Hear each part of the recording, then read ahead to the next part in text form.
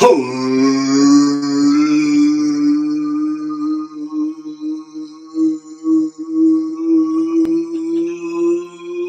and gentlemen, children of all ages, woke people, sleep people, sheep around the world. YouTube, are you ready? I said, YouTube, are you ready? Well, then let's get ready for some rigged football! Yeah! Well, it's Super Bowl time and we're here live. We got the Super Bowl ready for you to jive. It's an Illuminati ritual. It's something that they call the Super Bowl. You better get ready. You better hold tight. We got some really rigged, crazy-ass football tonight. Ooh, come on, get ready. I mean, really ready. Oh, are you ready?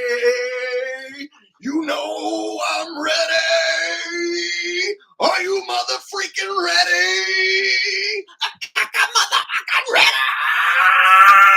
Are you ready for some football? It's a Super Bowl party, yeah.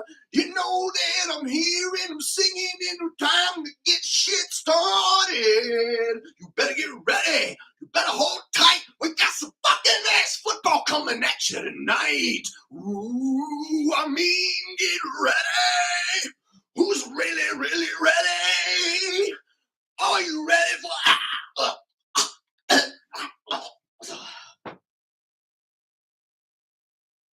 football! Some motherfucking football! Yeah, you got a ref throwing a flag, and that shit didn't even happen. You're like, what happened there? You don't even know. And that's how we do it at the Super Bowl. All right. Whew. That's actually really tiring. It's really tiring. I think I just blew my wad before the game even began. Whew. Holy cow. Rest in peace, Hank Aaron.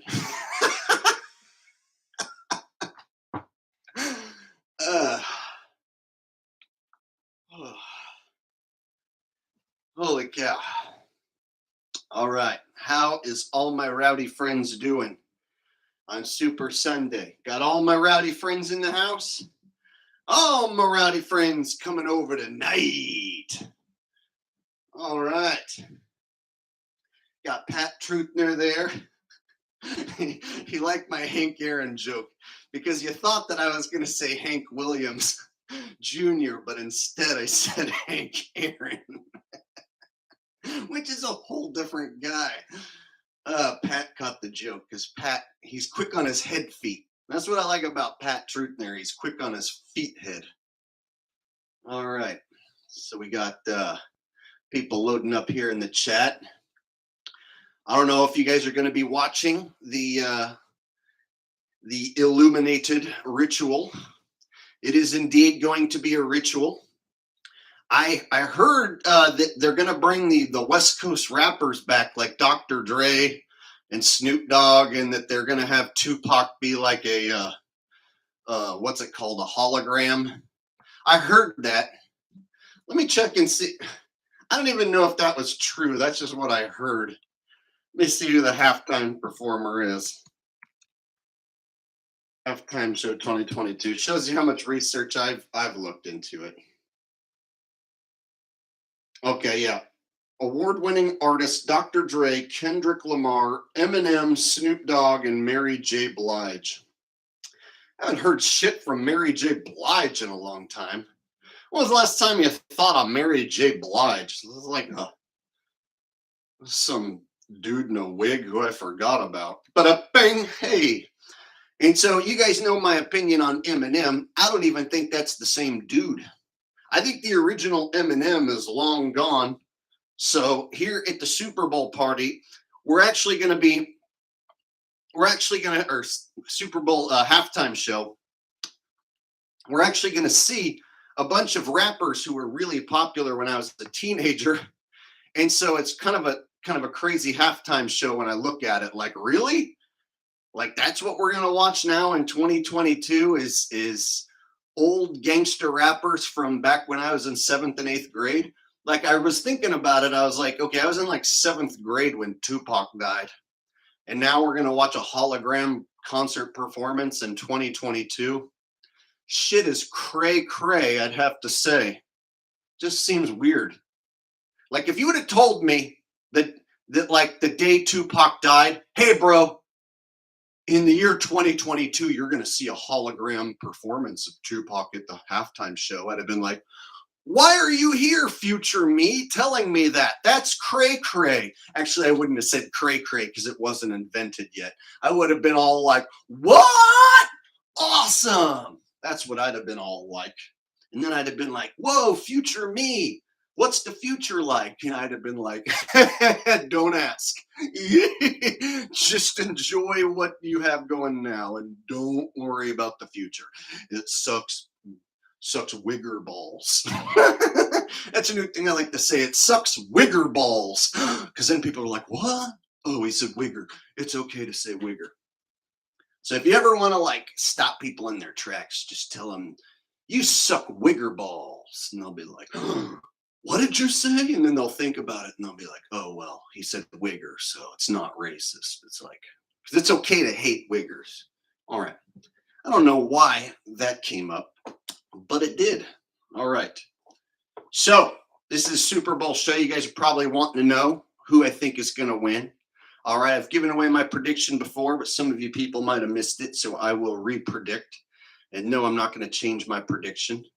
But I will say that the game is going to be rigged. If you believe that football is still real, you are wrong. The players already know the outcome of the game, most likely. Or they might even get told at halftime which team is going to win and which team is going to lose. You can tell nowadays the players aren't playing correctly. It's that simple. If you haven't figured out that the NFL is rigged, well, then you just don't know that much about football. If you actually know about football, you would understand that like men at that level shouldn't just forget how to tackle, shouldn't just forget how to cover a defender, shouldn't just forget how to run at full speed. There's a lot of guys now you can tell aren't playing football correctly, and that's all you have to do to change the outcome of a game is not play football correctly. So there's people that say, Jake, you're crazy. There's too many men on the field to make it rigged. You can't rig the whole league. Yes, you can. It's called money. That's how it's done. The same way you can rig space travel. The same way you can rig anything. And then you have Vegas, of course, in bed with the NFL. And there's more people betting nowadays than ever. And because you can bet gobs of money right here on your phone. So back in the day, let's say in the 70s, you weren't going to drop $5,000 from your phone. That wasn't a possibility. You would have had to go to the bank, pull out $5,000, physically give it over to somebody like a illegal bookie, or go to Las Vegas and actually hand it through the window. So a lot less people were betting back in the 70s and 80s and 90s. Nowadays, right now, if I want to, I can drop $5,000, $10,000 on the Super Bowl right now through the phone or the laptop. So something that you can bet on, like, billions of dollars across the world on the Super Bowl. There's billions of dollars at stake. They aren't going to let this be random chance. That's not allowed when there's billions of dollars at stake. No random chance allowed. So if you're thinking that these two teams are going to play an actual football game and the only ones capable of messing with it are like the refs, no. The players are probably going into this game already knowing what's going to happen. If anything, they're told maybe at halftime, okay, here's how it's going to go down. we're going to score on the final drive, and then they're going to lose, and this is how it's going to go down. Don't make it look too obvious that you've already won the Super Bowl. Wait until the whistle blows at the end of the game, and then you guys can start celebrating, okay? But don't make it obvious that you know you've already won the Super Bowl.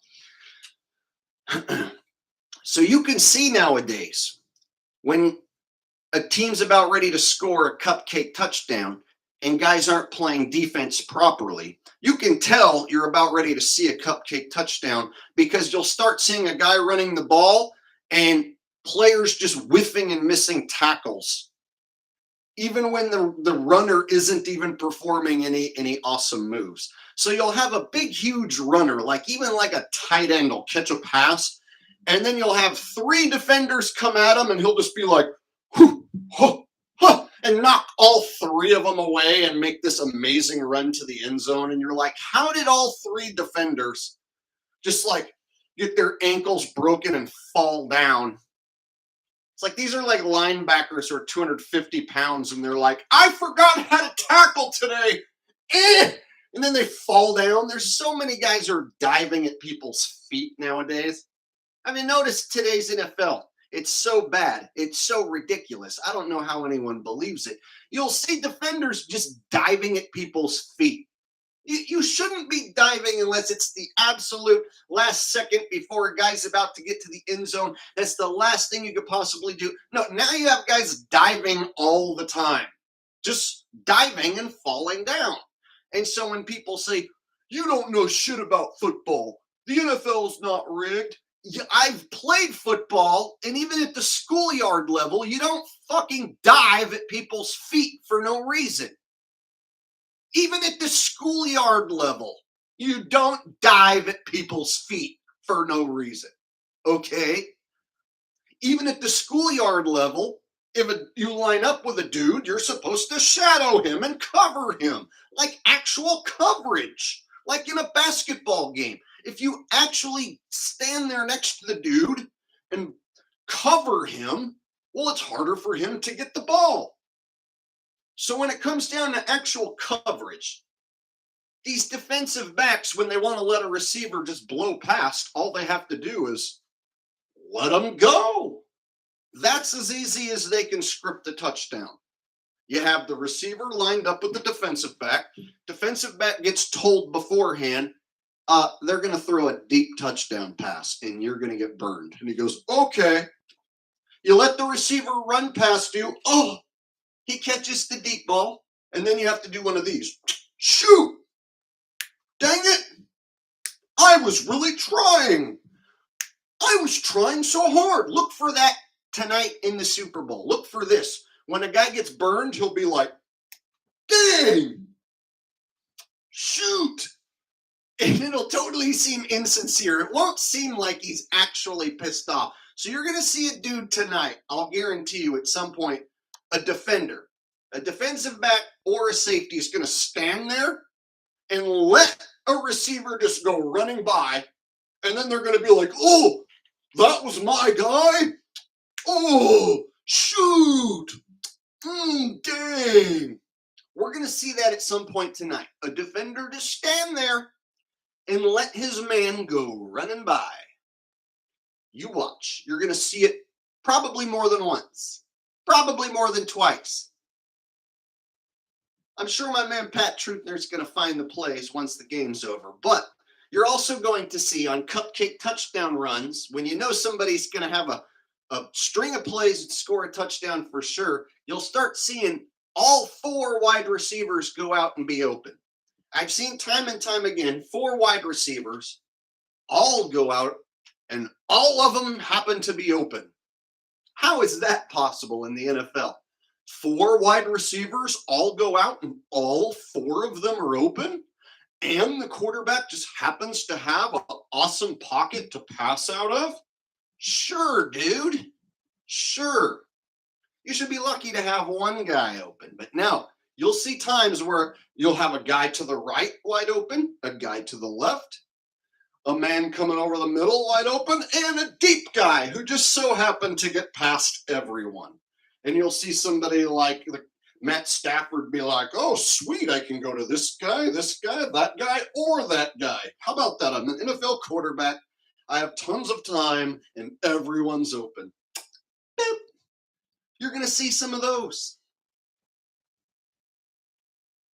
And it becomes obvious if you start to think about all the stuff that has to happen at the pro level for all these plays to go magically right, magically at the right time.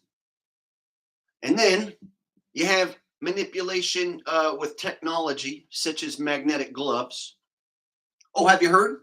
They have magnetic gloves. Imagine a pair of gloves with some magnets inside, and imagine a ball has magnets inside. And there's people who, when they hear that, they go, bah, you're stupid. Nuh-uh, that doesn't exist. Nuh-uh. Actually, yes, huh? You can have magnets in gloves. You can have magnets in a ball. Yes, huh? That is possible. And yes, huh? There's video footage of it happening. Yes, huh? It is admitted that there are magnets inside of some footballs. It's just not allowed in the NFL, supposedly. You're not allowed to do that, supposedly. But how would we know what they do? How would we know what they do to the balls? Baseball rigs their balls. They've admitted baseball rigs their balls so that they get hit less farther or more farther. So football, of course, rigs the balls. The ball can be rigged. Think about it. If you fill up a football with helium and then you kick it, it's going to go farther than if you fill it up with air. If you put some computer chips and some magnets inside of a football, and then you have magnets inside of gloves, magnets on the field goal posts, you can manipulate the football. So this technology is available. It does exist, and you can go find video proof. It's called, the video is called Ultimate Reception. If you look up Ultimate Reception, you'll actually find the company that makes the magnetic football and gloves doing a commercial for their product. And it's made to help receivers as a catching tool. It's made to help you gain confidence in your one-handed catches and stuff and improve your technique on your catches. So it was made as a training tool. But when you see it in action, the ball sticks to your hands magnetically. So if you ever see a receiver go up and he's got defenders all around him and it looks like the ball just sticks into his hands, they have the magnetic technology to do these one-handed catches and actually not have it be legit, not have it be skill, but actually be manipulated. All right, now the kicks. When you kick a football, now imagine the field goal posts have some sort of magnetic force, and with the ball's magnetics, now let's say you can control which way the ball goes from inside the booth. Imagine somebody up in a booth can control which way the kick's going to go in midair, like a little like a remote control airplane, right? So if you want to make sure that a kicker misses so that a point spread stays at a certain rate, or one team beats another team, one team covers, yada, yada, you can, let's say, manipulate the kicks in midair. And again, there's billions of dollars on the line. So when there's billions of dollars on the line, manipulation is part of the deal. And here's the thing, the NFL is basically set up as entertainment. It's an entertainment business set up the same way as the WWE or the old WWF. So it's set up like professional wrestling. It's set up as entertainment. They are legally allowed to script their own games. And people still believe it's real. Completely up the chance, man. Real football guys trying their hardest. How stupid do you have to be? It's set up like the WWE. How do you know that, Jake? Because it's public knowledge. Most people don't look into shit. And I grew up as an NFL fan. I gave away my Sundays rooting for this shit. So I'm really mad that I spent as many Sundays in as many years as I have rooting for football. So I watched thousands of games along the way. Just from when I was a kid all the way through my 20s and into my early 30s, I was an NFL fan, and I also liked college football. And I used to play a little bit of high school football. I didn't play all 4 years, but I played a little bit. So basically, I loved the game. And now when I look back, it seems like a giant waste of time, a giant waste of energy. And I'm pretty irritated with the whole thing now and how it all turned out. And so people today who know the game is rigged are still going to tune in and watch just to see how the rigged game goes down. And there's millions of people, billions of people even around the world watching like that think that that's a legitimate sporting contest and everything they see on that screen is legit. Don't quite understand that. So if I was going to predict the outcome of a rigged game, how would I do that? How do I know which team's going to win a rigged game? And people say, Jake, this is the year of the Tiger. So that means the Bengals are going to win. Are you going to bet your house on it? Are you going to pull all your money out of the bank and go put it on the Bengals because it's the year of the Tiger? Seems pretty sketchy to bet, even when you know it's rigged. For instance, I know that the NFL is rigged. I'm telling you the NFL is rigged. However, there's a part of me that wants to bet and make some money. The problem is I don't know which way they're going to rig it. Now, there's going to be people in chat that are going to tell me it's the Bengals, it's the Rams because of this or that or this. But that's what makes it a coin flip at the end of the day still, is because you don't really know and I don't really know because we aren't the ones creating the script. So since we didn't create the script, we still don't know which team it's going to be rigged for, even though we know it's not a real football game. So here's my predicament. From a sports background, I look at the Rams as being the better team with the more experienced quarterback. And I look at Los Angeles as a place that has this new fan base that's starting to grow. And so they're trying to build this giant fan base with this new stadium. And so I could see the NFL scripting it for the Rams since it's in LA and they're trying to build this fan base around the Rams. I could see them scripting it for the Rams. And I see the Rams as being the better football team. However, since it's rigged, a part of me thinks I should go the exact opposite way and go with the underdog Bengals because some say it is the year of the Tiger, whatever that means. Whatever that really means. Is it really the year of the Tiger? Well, what if the Bengals lose? Then does that mean that the year of the Tiger doesn't actually mean jack shit? See how quick that goes in the toilet? And so they could be creating the new Tom Brady through Joe Burrows. If they might want to create a new star quarterback, they could have Joe Burrow win in dramatic fashion to create a new quarterback. So I could see them rigging it for both sides. And since the game is rigged, you can't look at any of the athletes and say, oh, well, since this team has a better defensive line or this team has better linebacker. No. The X's and O's don't matter. It's all about the storyline. It's all about storyline when it comes to the NFL. Also, let's go ahead and touch on the gematria. But before we do, I want to see 60 thumbs up. We have 100 people watching and only 30 people have hit the thumbs up. Come on, y'all. Smash the thumbs up if you're having fun. Hit the thumbs up. And we're going to get into gematria and how to calculate who's going to win the big game. That's right. We're going to get into the gematria. But I want to see 60 thumbs up. You can't be freeloading in here without giving me some thumbs. Come on now.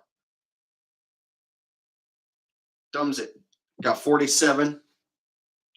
And today's stream is brought to you by raw goat's milk mixed with coffee.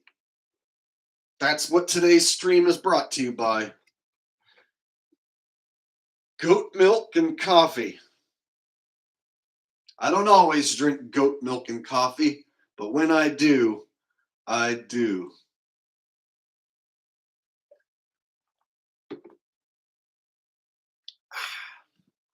All right. 55 thumbs up. Come on, y'all. Hit 5 more thumbs up, and then we'll move on to Gematria Decoding, the winner of the Super Bowl.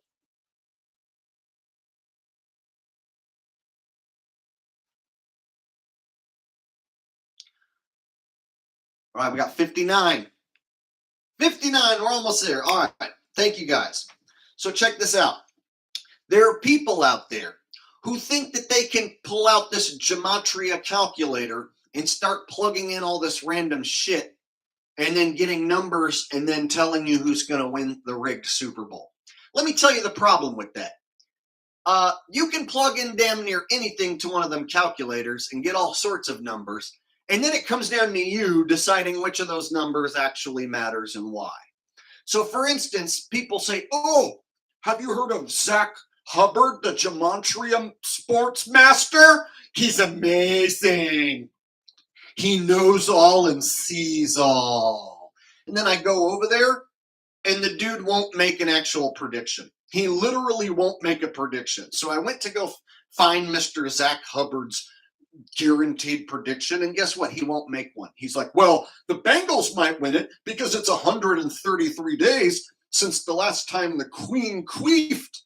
So since it was 133 days since the last time the Queen queefed, and then Beavis and Butthead aired back in 1993, that is, of course, 66 days away from when my neighbor farted. And so, therefore, 33 is a number. 66 times 33 equals also a number. So if we extrapolate these numbers and then we look at Michael Jordan's butthole, 666,6333 means that the Bengals might win. Or maybe the Rams will. It's like, fuck you, dude. You did not predict jack shit. Furthermore, if the guy was such a great predictor of sports, why isn't he a millionaire? Why isn't he a multi-millionaire over and over and over again with all his awesome sports gematria knowledge? Oh, well, let me just plug it in here. Bengals equals this number, and then Rams equals this number, and Los Angeles equals this number, and Illuminati Ram Bengal did 33, 66, 6666. So I think that maybe that the Bengals might win. Fuck off. So that guy sucks, dude. And anyone who follows that guy, you're stupid. You really are. That guy, I've tried to watch him and take him seriously, like, and see if he's actually gonna like do something with his gematria, and it was literal garbage, just garbage. This number because of this thing, and this number because of this thing, and then this number, and then this number, and this number, and this number, and this number, and this number, and this number, and he fucking said like 28 numbers. Some of them didn't even matter. It's like, this one equals 35. So what if it equals 35? Well, 35 is the age of my aunt's youngest daughter, and so therefore she's going to get married on the 30th of the month, which is also in the number 30s. It's like, shut up, dude. None of that matters on Super Sunday. Give me the goddamn score and give me the winner now, or shut up. And then show me you putting all your money on the line. Show me you walking in the door to a casino with a bucket of cash and dump it on the table and show me who you're voting for, big spender gematria man. All you gematria losers, dump your money on the table in Las Vegas and show us who your gematria is picking. Show us how you're going to become a multi-millionaire on Super Sunday with your gematria knowledge. Well, Jake, don't you know that the Illuminati scripts everything and everything's scripted and rigged? Yes, I know that, but you don't know how it's going to all go down. They didn't give the secret to you, jack shit nobody on the internet. So why not be honest with yourself and admit that you're jack shit nobody on the internet? Oh, no. But if I type in But Weenie, on my calculator, it comes out to the number 33. And then if you go look at Betty White's gravestone, and then she shoots shit out of the grave, she comes back from the grave and takes a queef shit in your face, then of course that equals 66. Which means that if you went to Cincinnati and you like the Bengals, that you're probably going to want the Bengals to win, which they might, maybe, sort of. It's like, oh, that is perfect gematria. I put it in the calculator, so therefore it must be true. Numbers never lie. And so basically the guy known for decoding the gematria sports stuff won't give you an actual prediction and a score. Nor will he give you video footage of him dumping piles of money on the table at Las Vegas. Funny how that works. So everyone who acts like they know something about me wager on the Bengals just because they had some 4.5 points, and I figured even if the Bengals lose by a field goal, I can still cover and still win, perhaps. So I put $30 on the Bengals. That's as much as I'm willing to risk. $30. And guess what? There's a part of me that wishes I would have bet the Rams. So I'm only willing to risk $30 just so it's something. Just so I either win or lose. So I have some skin in the game. But I'm not even willing to bet 300 on either team. I'm not even willing to bet 300. That's how little I feel strong. I feel so weakly about my pick. I feel very weak about my Super Bowl pick. I feel very weak about analyzing this Super Bowl, being it's just going to be an absolute rigged shit show. And so I can't even tell you, even though I know it's rigged, which way you should shove your money, because I can see it being rigged for both sides. So here I am, a guy who knows it's bullshit, looking for an edge or an advantage so that I can win money. And still, I can't figure it out. It's the same as if I actually believed it was real. So the football side of me says, oh, the Rams are the better team. But then the actual logic side of me is like, football's rigged, so it doesn't matter who's the best team. It's about the storyline. Okay. So we talked a bunch about football. I'm going to give you guys my rigged Super Bowl prediction here shortly, later on in the stream at some point.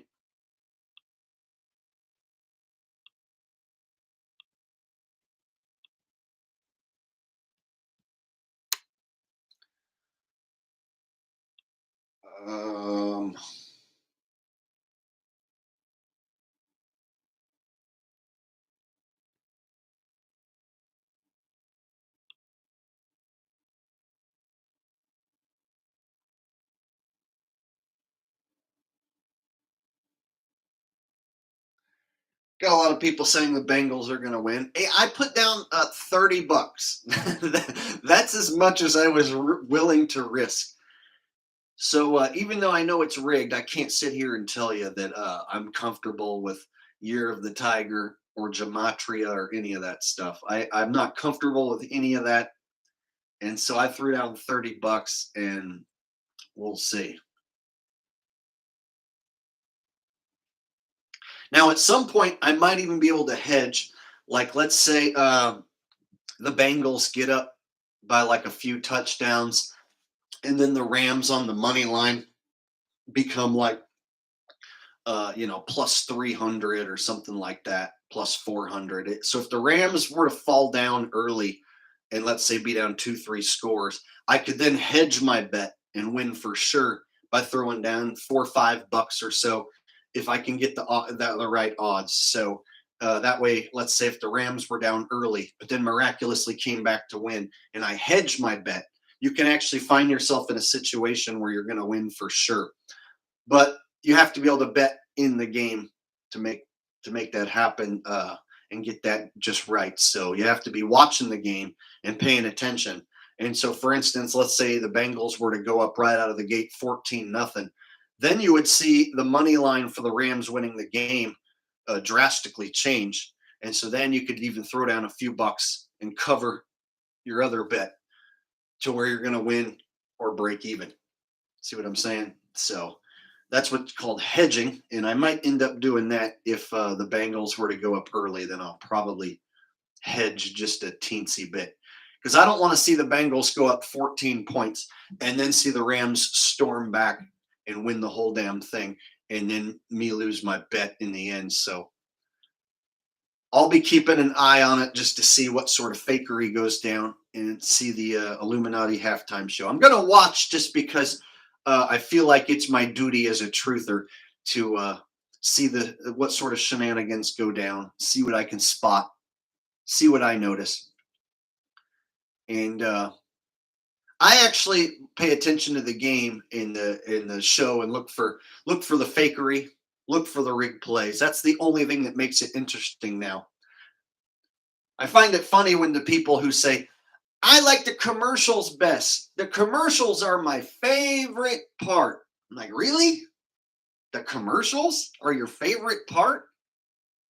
They're just ads. They're ads for giant corporations. So what you're saying is you like ads for giant corporations? Yeah, I watch the Super Bowl for the commercials because I'm a tard muffin. I like commercials. Did you see that one commercial where they tried to sell me shit? Yeah, they tried to sell you some shit because you're an idiot and you like commercials. Uh-huh. I watch the Super Bowl because I like commercials.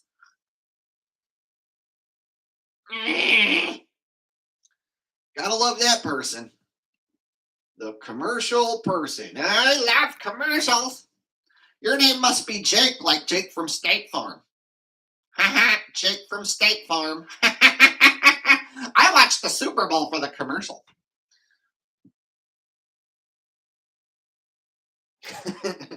Pat Trutner says, my prediction, Eminem will be wearing a gay little army hat.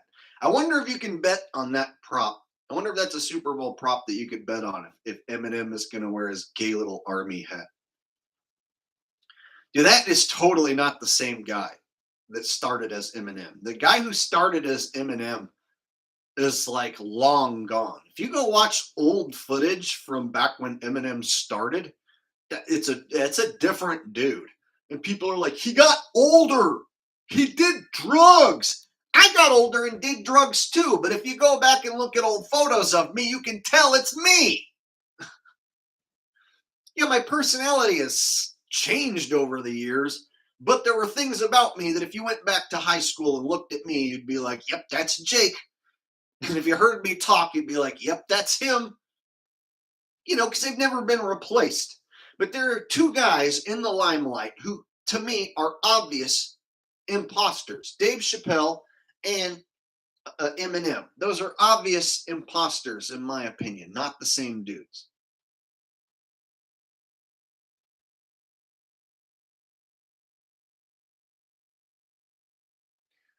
Valerie Lane said Eminem is Tom Green, LOL. I don't know about that. Tom Green's a little too old to play that part. I just don't see that happening. Tom's also really tall.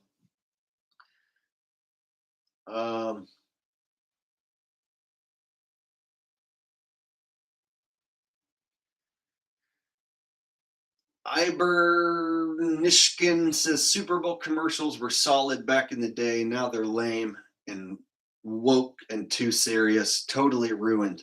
I agree. Well, and it's usually just crap, man. I mean, at the end of the day, they're giant corporations trying to sell you crap. So what it always comes down to, like, they're trying to sell you something. Like, how excited are you about somebody who wants to sell you something through an ad on the television? And that's going to brighten your day. I mean, of course, I remember the classics. It's funny, like my favorites were the Budweiser frogs were my favorite. and then what's up? Remember, which we forgot to do today. What's up?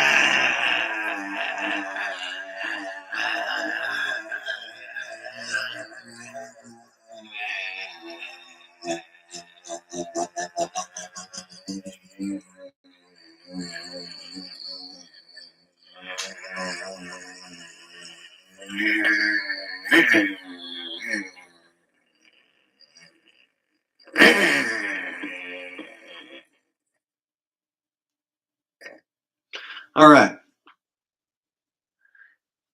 You guys remember the Budweiser frogs? Bud. Why? Bud. Why? Bud. Why? Frogs. See, that was back when TV was good.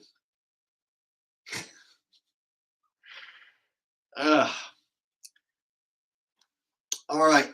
I'm really starting to think, you guys, that we are actually living inside of a giant computer. You guys ever think that at the very tippity top is not human, but a giant computer at the very tippity top?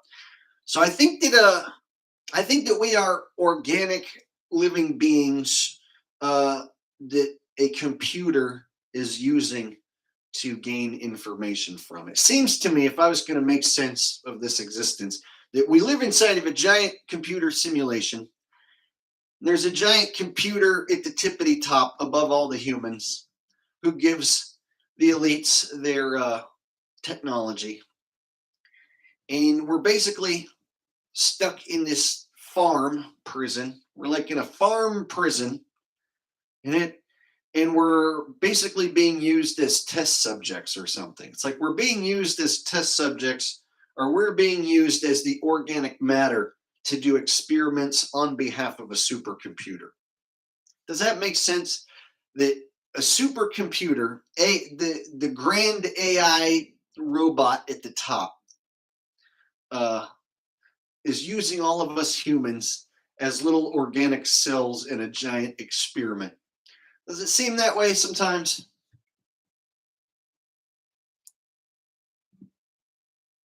But then, of course, that takes like God out of the picture. If you say that at the top is a computer, that's kind of scary. But I often wonder if this construct is made by some sort of AI. Because if you look at the way the world around us is rigged, you have to wonder if it's being done by something more powerful than humans at the tippity top. Like, is all this rigging really being done by just evil people at the tippity top? All this rigging, all this world being rigged, this whole world being a stage, is it really ran by just some evil dudes at the tippity top? Or is there some giant evil robot machine using us as test subjects in a grand giant experiment? At any rate, I digress. So it is the 13th of February, which is a day, I believe, or so they tell us. I'm out here in Virginia. I'm trying to sell my truck. I couldn't give a rat's ass who wins the rigged Super Bowl. What I'm really worried about is getting right with God. All right? If you're not right with God, then you shouldn't even be watching the Super Bowl to begin with. I mean, come on. What you should do is you should buy my Patriot food supply. There's a link down below. You're going to get 20% off. You should probably buy as much as you possibly can. I mean, you should take out loans. You should cash in your child's college tuition, and you should buy as many bags of the Patriot food supply as possible. Let's be honest, when the supermarket shelves are empty, you're going to wish that you had my Patriot food supply. It's like, hey, Richie, how much Patriot food supply do you own, and where do you store it? Aren't you driving around all the time, staying with your subscribers and stuff? Where do you store all your thousands of pounds of Patriot food supply, Richie? Well, I don't personally store any Patriot food supply. I just drive around the country telling other people to buy Patriot food supply. So, of course, there is this, and then, as you say, there is that. But I digress. At any rate, At what rate should you digress? One of these days, I want to meet Richie and I want to ask him, at what rate should you digress? Is there a proper rate at which one should be digressing? And if so, what is the improper rate at which somebody should not digress? Like, have you ever heard somebody be like, well, anywho, I'm gonna not digress at a certain rate. I'm going to not particularly digress, but there is going to be a specific rate at which I do specifically not digress. All right.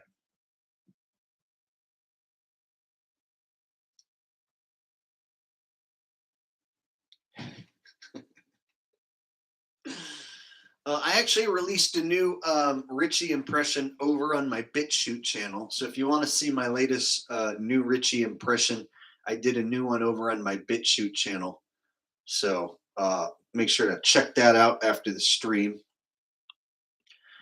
And you know, I never could quite understand how a guy like that got up to 400,000 subs. And then meanwhile, my asshole channel gets frozen at 40,000 subs.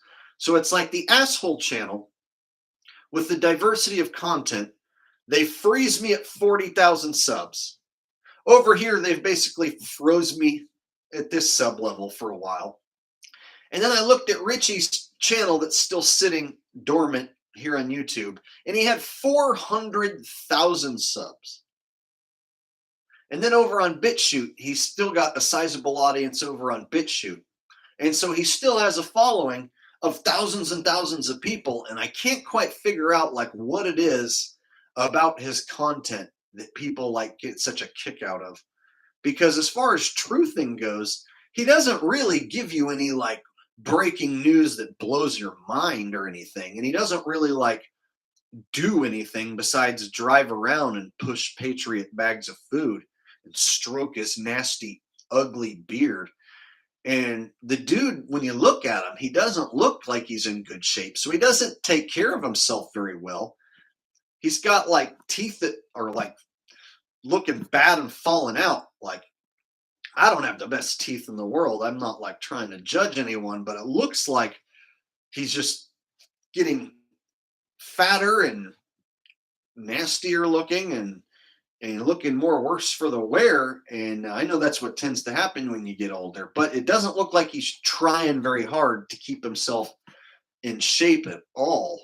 And so when I look at somebody who won't even take care of their own body, even a little bit, and they're trying to tell you to go buy these bags of powdered food, it's like, why does this person have such a gigantic following? Like, how does this person make a living? I never could quite figure that out. Pat Truthner says, maybe they like RFB for the sunglasses tan lines. Those are cool. All right. My microphone battery was dying out. We're just going to go with my regular voice now. Plus, I was tired of holding it.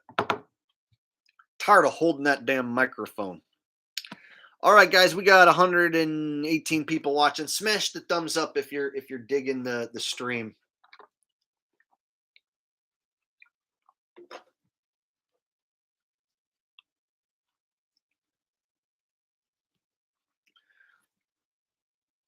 Let's see. JT says, I like your dog, Jake. Oh, thanks. Yeah, he's down here sleeping in the corner. I'm just gonna let him sleep for now. Lee anti-NWO with a bunch of thumbs up, and also says, very true, chat. Nuts DML says, did I miss the Tokish? Oh, people here at the office started complaining about the smell of me smoking in here. So I don't smoke inside the office. I smoke outside. So sad deal. I don't smoke inside here during the streams anymore, but you can still smoke. Feel free to toke it up, and when the stream ends, I'll go outside and smoke. It is what it is. Um, Lumpy gas in a vacuum says no more tokish in the house. Karen complained. Yeah, pretty much. People started complaining about the smell, and there are other tenants here at the office, and they didn't like the smell. So the owner of the building told me to cut it out. Oh well, no big deal.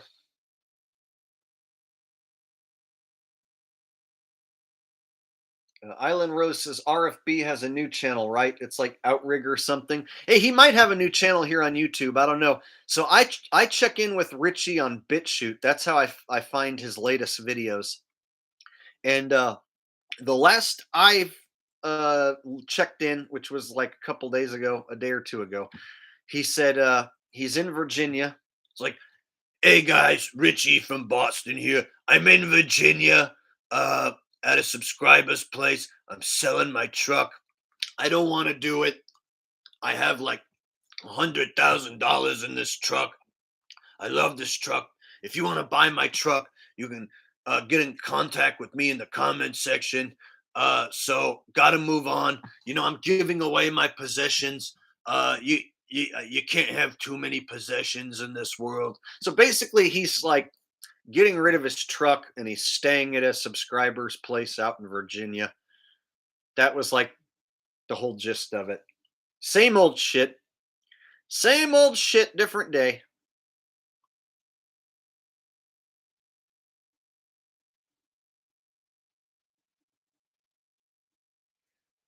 Uh,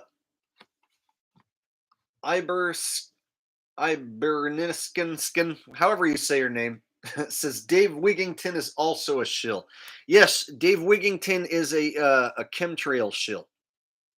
He's the dedicated chemtrail shill that they put in front of the camera, and he basically is there to be the gatekeeper for chemtrails.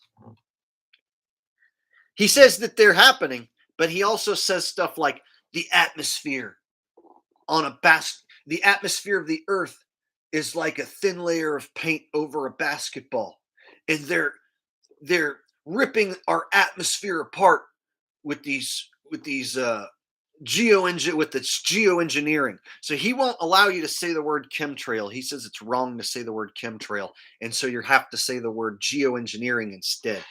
And so that's one way he gatekeeps the conversation, is he tells you not to say chemtrail because it's a made up word, and instead say geoengineering, and that the atmosphere is like a layer of paint over a basketball, and that these geoengineering trails are decimating our atmosphere and tearing holes in the ozone. So he's the one that gets to go on camera for the TV and say all that stuff. Meanwhile, he won't touch flat earth. He won't touch any other conspiracies. No, he focuses on that one thing.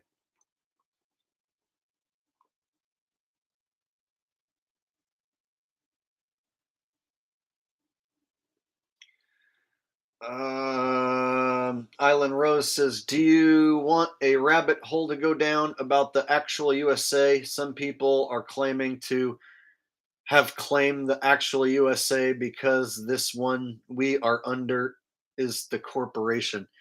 Yeah, I've heard all that stuff, but what it comes down to is like, what does it really mean to you personally? Like, you're a corporation, you're owned by the queen, you're in the matrix, you're in a computer simulation, your life is not real. Everything you know has been changed by the Mandela effect. So at what point does it all just become a bunch of gobbledygook bullshit anyway? Right? So if you're like, oh, don't you know that the minute your foot touched that piece of paper, you're owned by the queen and you're not actually a natural citizen and you live inside of a corporation and yeah, I know. I get it. I'm a slave stuck inside a giant matrix prison. I get it. Furthermore, if you look at what's going on in Canada, and then you look at what was going on earlier in the year or last year in Australia, those are two places owned by the Queen, right? Owned under British rule, basically. So those territories are tied back to the Queen, and then you look at the planned setup insurrection that's happening, and I still am a believer that the thing is set up and controlled. I know a lot of people think that what's happening in Canada is legit and grassroots, but I don't buy that for a minute. So furthermore, the videos I did on Canada on the asshole channel got some of the worst ratings as far as views. Got some of the lowest views ever. So they shadow banned my asshole channel into oblivion. So when I tried to cover the Canadian convoy, I only got like 3,000 views. Just bad. So the thumbs up were pretty much all positive, and then the comments were mostly people agreeing with me and my take on the situation. But YouTube absolutely buried my my take on the situation over on the asshole channel. For those of you who don't know, the Jake the Asshole channel is my main channel, and this channel is the backup channel to the Jake the Asshole channel. And so the Jake the Asshole channel with 40,000 subs is extremely shadow banned. They won't let me get any traction or any views. And so when I cover a subject that is widespread and being talked about and trending on YouTube, such as the convoy, so I'm talking about the convoy, expecting I'm going to get maybe more views than usual. The opposite. I get less views than usual. And then I see other channels talking about the convoy getting 100,000 views. Some of them don't even post any of information. They just post little clips. I found a channel of a guy posting 30-second clips, and every single 30-second clip that he posts gets like 100,000 views. And so he's just blowing the fuck up, and YouTube's just allowing certain channels they're just allowing to just get hundreds of thousands of views on these clips that are basically nothing. It's just like honk, honk, honk, waving a flag, honk, honk, honk, waving Canadian flags, hundreds of thousands of views. And so I found this dude's channel who was a van lifer, and he stopped doing van life content like 2 weeks ago and just started doing nothing but Canada stuff. And every single thing he posts goes viral. Every single thing. And I'm sitting there thinking, okay, this dude's making bank if every single thing he posts suddenly is now going viral. And so I thought, okay, I'll cover the Canadian thing for a few videos and give it a try. And I get the lowest views that I pretty much have gotten in ever. I get like the lowest views ever when I cover it. So I'm a truther who covers conspiracies, and when I cover this big giant Canadian convoy deal, I get the lowest views ever, basically. How in the flying fuck does that work? How can I not be the most shadow banned truther ever? Meanwhile, Richie from Boston or Brian High Impact Flicks with his collagen or anybody can talk about that shit or anything, and they'll easily get 20,000 and 30,000, 50,000 views. Oh, Jake the Asshole? No, fuck him. He can't get any views when he talks about the most popular thing going on in conspiracy land. How does that work? How does that work? How does that work?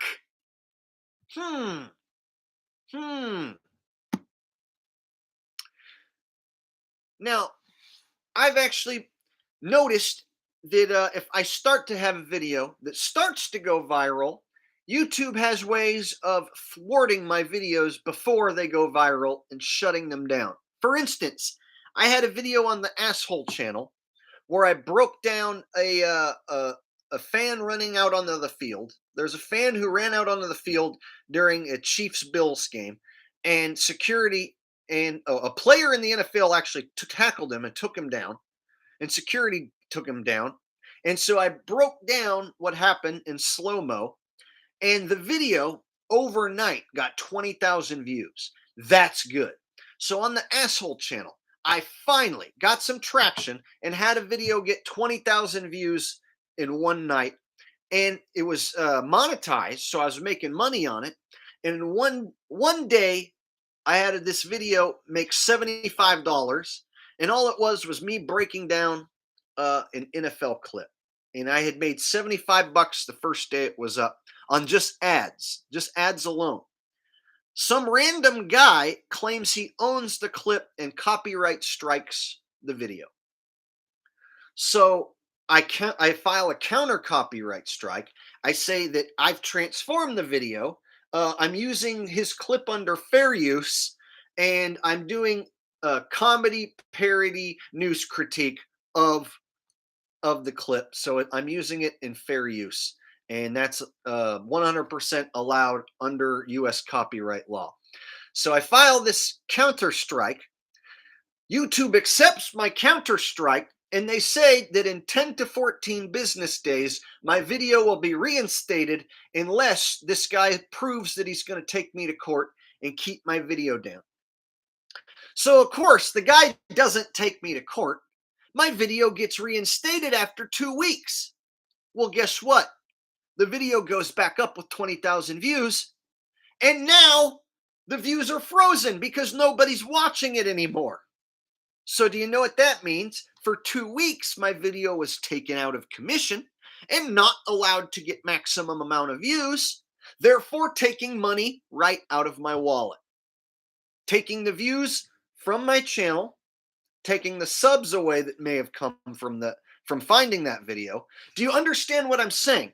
YouTube allowed some random fuck, who I think that YouTube is probably also in control of even.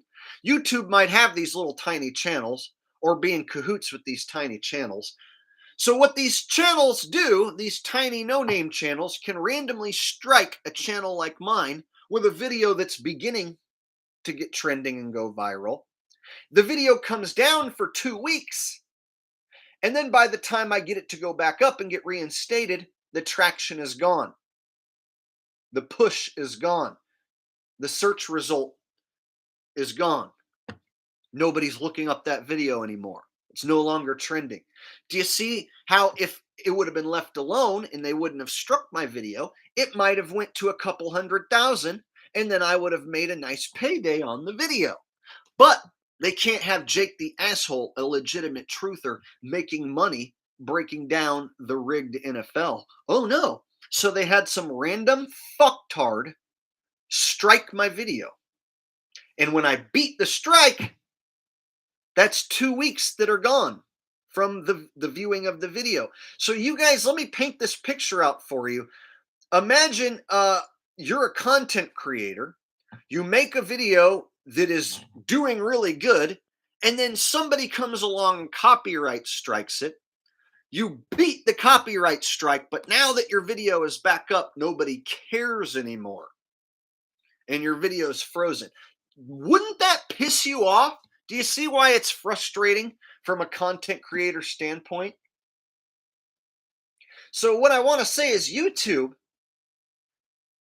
appears to be in cahoots with some of these truther channels, apparently, and they're letting certain channels grow and then systematically shadow banning channels such as mine.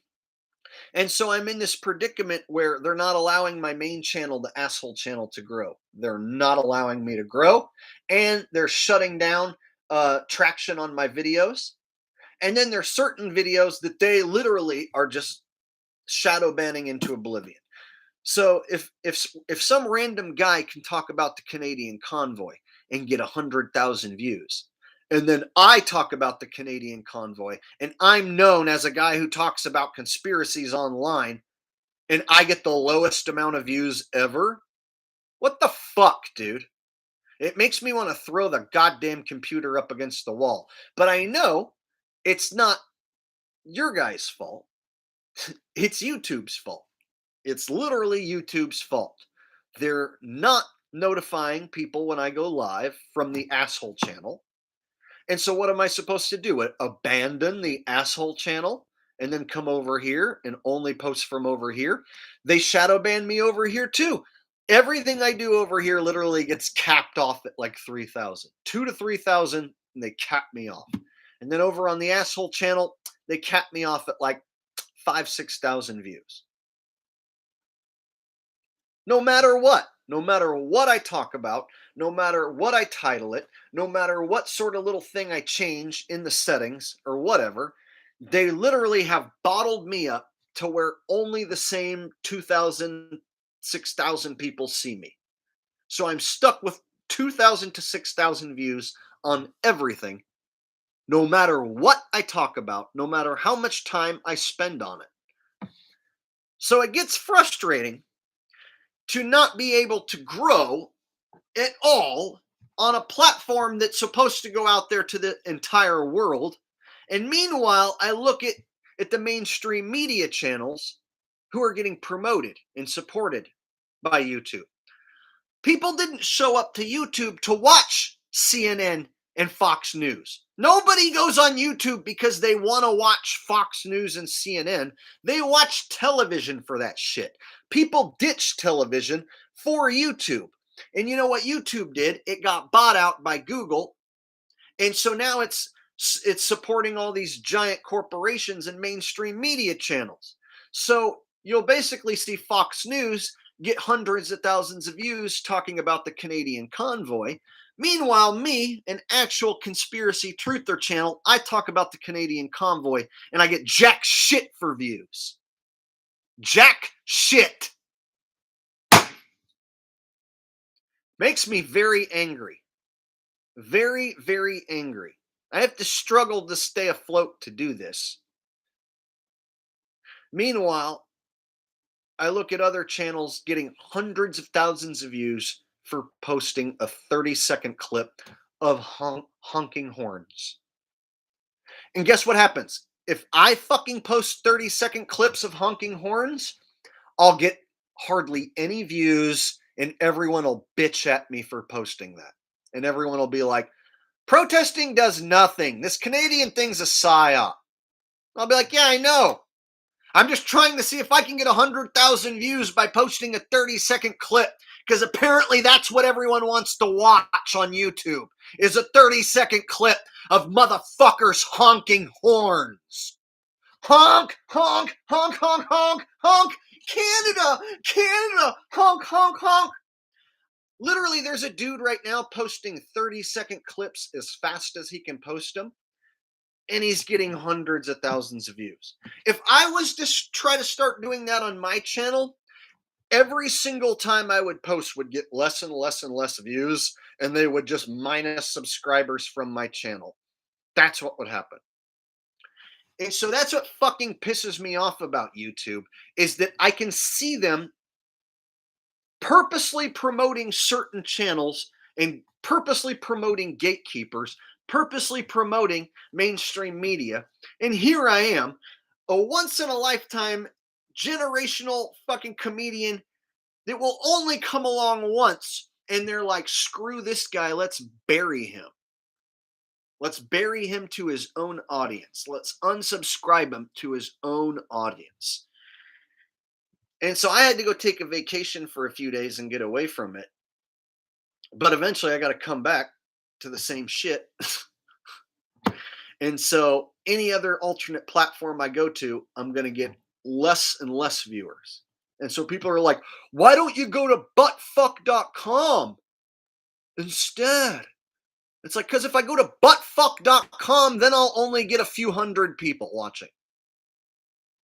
Jake, it's not about views. Yes, it is. It comes down to like, if they take away all my viewers, then I'm not even going to be able to do this. You understand that? Like, if they stop notifying all of you and they remove all of you as subscribers and keep suppressing this sort of content, eventually they force me to leave and go to alternate platforms that I get even less views. Don't you see the problem there? So I know it's not me not being entertaining that's the problem, because you have fat fucks like Richie from Boston still getting 100,000 times more views than me. And all he's doing is being a fat, worthless fuck. Not doing jack shit. Stroking his ugly, nasty beard. So I'm stuck on the asshole channel with 40,000 subs. Can't get a goddamn video to break 6,000 views. And when I finally do, it's an NFL video. And it gets copyright struck by a random guy.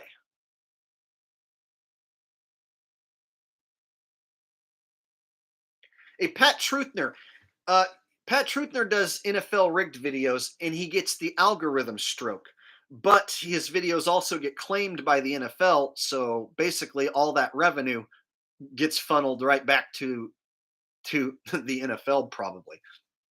So basically, I see a guy like Pat Truthner do a rigged game breakdown, and he'll get the algorithm stroke. And what I mean by algorithm stroke is that they'll actually open the floodgates, and I'll see Pat, who's actually breaking down the NFL and saying that it's fake, get 50,000 views on a video. And he's only got right now 5,000 subs. But he'll title a video in a certain way, and it'll be popular in the search engine, and people are looking up the highlights and looking up that certain game being rigged. And so Pat will actually get optimized in the search result, and he'll be one of the first ones that people find. And so he gets thousands and thousands of new viewers every single day. That does not happen on my channel. They will not let me get any of that sort of optimization. So when I see my boy Pat breaking down the NFL games, people are looking up those certain games, and then he's actually getting thousands of new viewers, and so they're actually watching his content for the first time, and then they're hitting the subscribe button. So you're able to see a channel like Pat's literally double in amount of weeks, like from 2,000 to 4,000 to 5,000 in a matter of a month.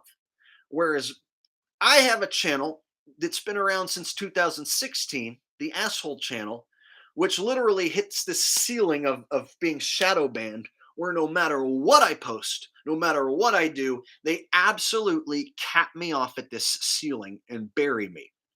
And they also they minus 20 to 50 subscribers every single time I post a video. All at once. Literally the second the video goes up, minus 20 subs. So imagine the frustration from me, the content creator. I have a channel that I can't grow, that's frozen basically, where I'm stuck only getting 2,000 to 6,000 views. And then I come over here to the backup channel, same problem, same exact problem. And so I don't know whether to like scrap it and go try and start all the way over, or just be happy with what I got and say, oh well. But it gets frustrating as all hell to see certain channels out there getting the perfect algorithm stroke day after day after day. Meanwhile, over here, can't get any new people. No new people. Very rare does any new people show up. And then old subs getting constantly unsubbed. So it's been absolutely ridiculous, the amount of manipulation I've had to deal with. And it's frustrating from a content creator standpoint here on YouTube to be a regular dude, or a real dude, have integrity, not want to bow down to the bullshit in the system, but you still want to be able to get compensated. You still want to be able to like make a living. They make it as hard as possible on regular dudes, especially if you're going against the mainstream narrative.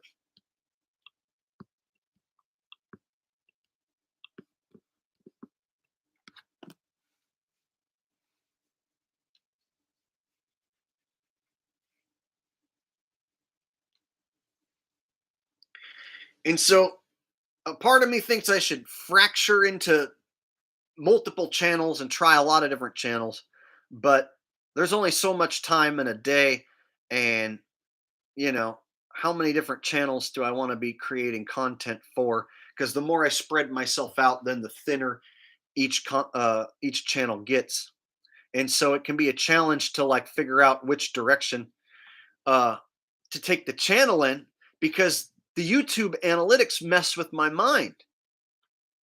The YouTube analytics will be like, nobody wants to hear about the Canadian convoy. You got the lowest amount of views of that you've gotten in pretty much ever on the Canadian convoy. So that must mean nobody wants to hear about it. Okay, well then how come over on this other dude's channel he's getting like hundreds of thousands of views just posting like fucking honking horns and so there has to be an audience of people who want to see it. So how come when I create the content, which seems to be trending, I get absolutely buried? It's frustrating as all hell.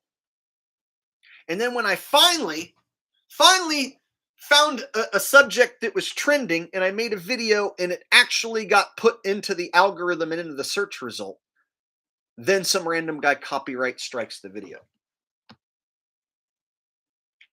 Hey, Pat Truthner, just so you know, there was a random guy who copyright struck my NFL video.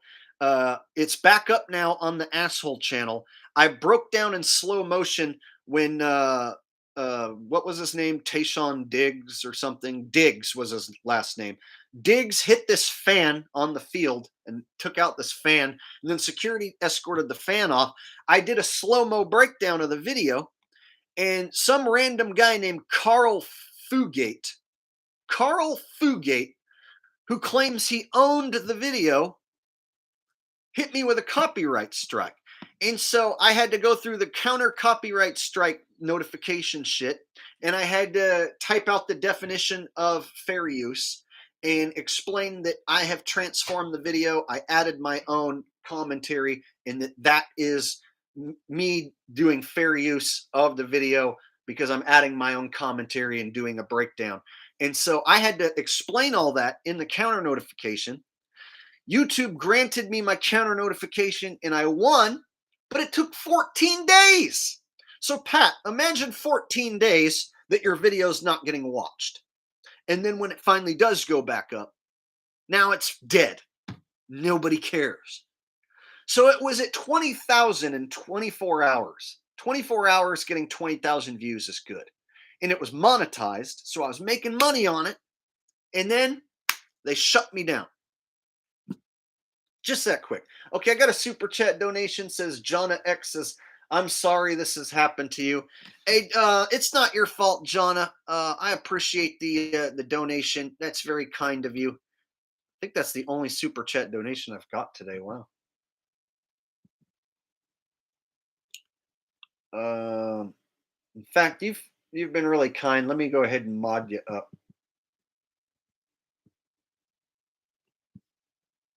Jonna X, you are now a mod. Not just because you donated in this stream, but you've donated a bunch lately. And also tomorrow, I plan on getting back to your email. I was out of the office for a few days on vacation and pretty much put the entire world on the back burner. But now that I'm back in the office, I'm going to get to your email tomorrow about that show that you want to do. Appreciate the donation.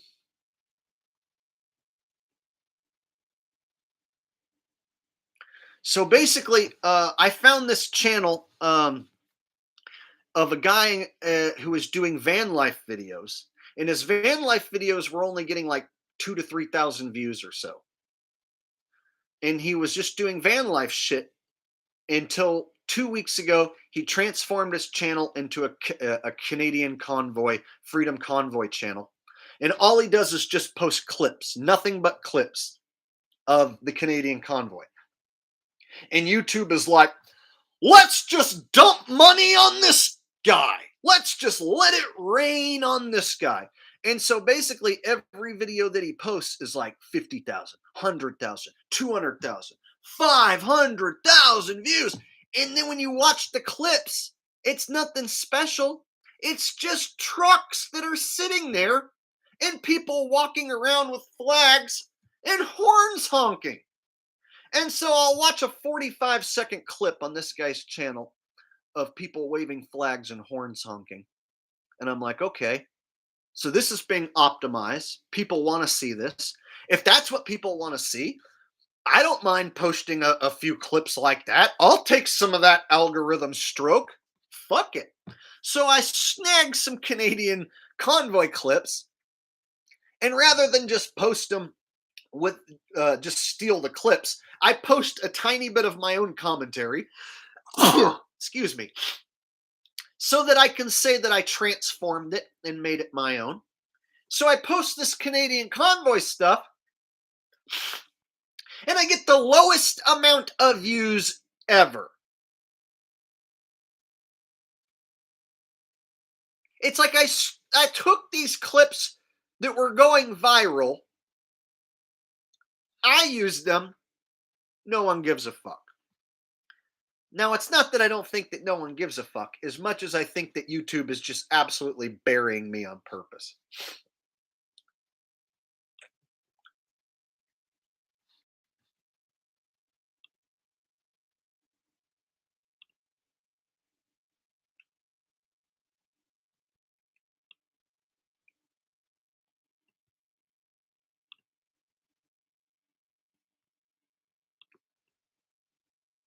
All right, John Bond says that they're outsmarting me. No, they're not outsmarting me, dipshit. I'm explaining to you what they're doing. Don't undermine me and tell me that they're outsmarting me. I'm telling you what they're doing. You're listening to me, the content creator, tell you what's happening. While you're in my chat listening to me tell you what's happening. Okay?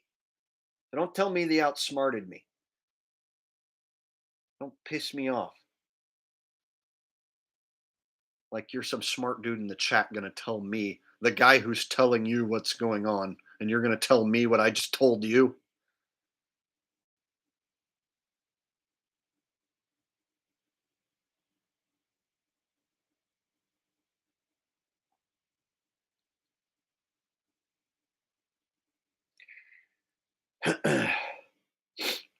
And so it's frustrating to not be able to grow and not be able to get seen by new audiences. And I know if I was to, let's say, after the Super Bowl, do a rigged Super Bowl breakdown, that I could probably get some traction on that sort of a video, maybe get some new people watching. But then the NFL can claim it, and then all the ad revenue is going to go to them. And then if I don't have any ads running on it and it's not monetized, YouTube doesn't necessarily promote and support videos that are not monetized. YouTube is going to tend to promote videos that are monetized than ones that aren't. And so the problem you run into is if you use NFL footage, it instantly gets picked up by the AI and claimed. And so if I sit here and do a breakdown of all the fake plays that happen in the Super Bowl, let's say tomorrow, I do a video breaking down the fake plays, the AI will catch that I'm using NFL footage, and then the NFL will claim it. And they won't give me a copyright strike. The NFL won't issue a copyright strike, but they will claim the ad revenue. So then let's say you get 50,000, 100,000 views. Well, you'll get the numbers, but you won't get any of the money.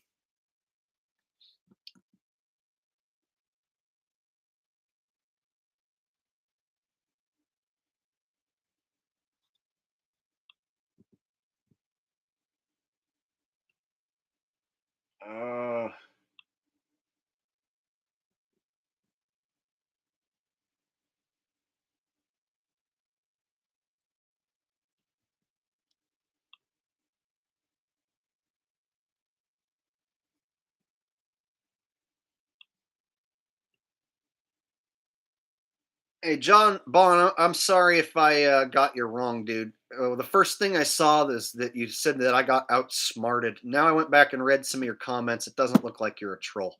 Sorry about that, John Bon. It seemed like you were trying to troll me when you were like, "Oh, they outsmarted you" or something like that. It seemed like you were trolling me. Sorry about that, dude. My bad. Sometimes I look and I see a comment that seems like somebody's trying to quasi make fun of me or something. And so sometimes I mess up and I put people in timeout on accident. My bad. My bad, dude.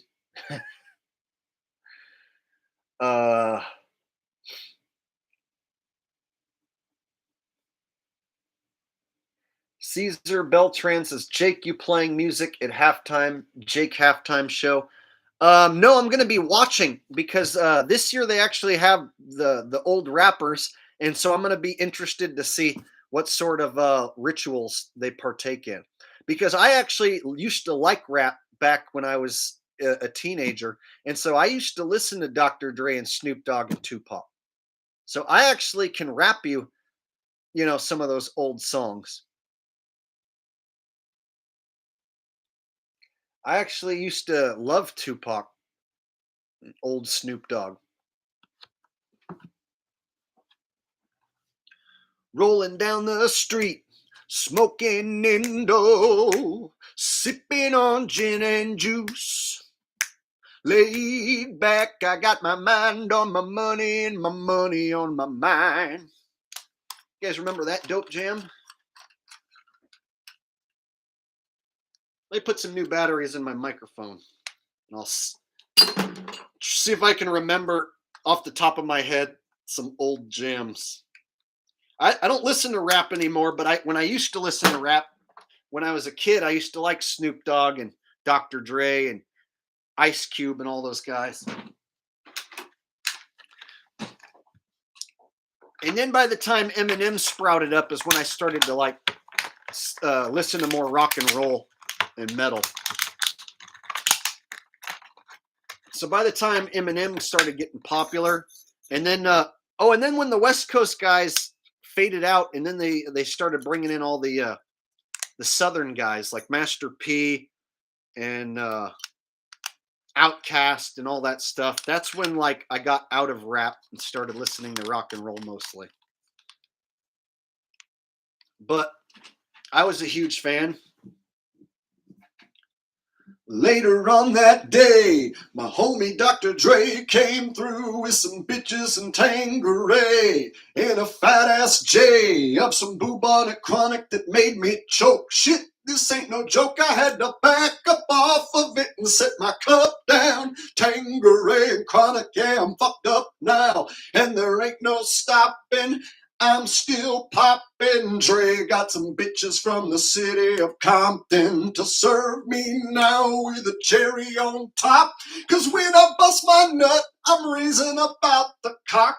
Don't get upset, girl, that's just how it goes. I don't love you hoes, I'm out the door, and I'll be rolling down the street, smoking Indo, sipping on gin and juice. Laid back, I got my mind on my money and my money on my mind. Said rolling down the street, smoking Indo, sipping on gin and juice. And I'm laid back, I got my mind on my money and my money on my mind. You guys remember that? Little gin and juice there, a white guy style.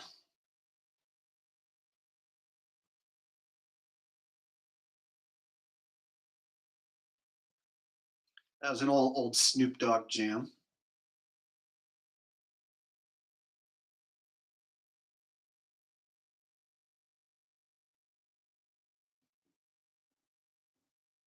And do you guys remember California Love? Woo!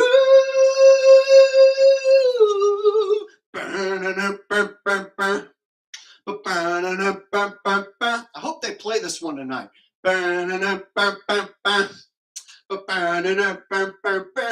California knows how to party. Oh, California knows how to party. In the city of LA. In the city of good old Watts. In the city of Compton. Gotta keep it rocking. Gotta keep it rocking. Let me see you shake it, baby. See you shake it, baby. Shake it, mama. Gotta shake it, Cali.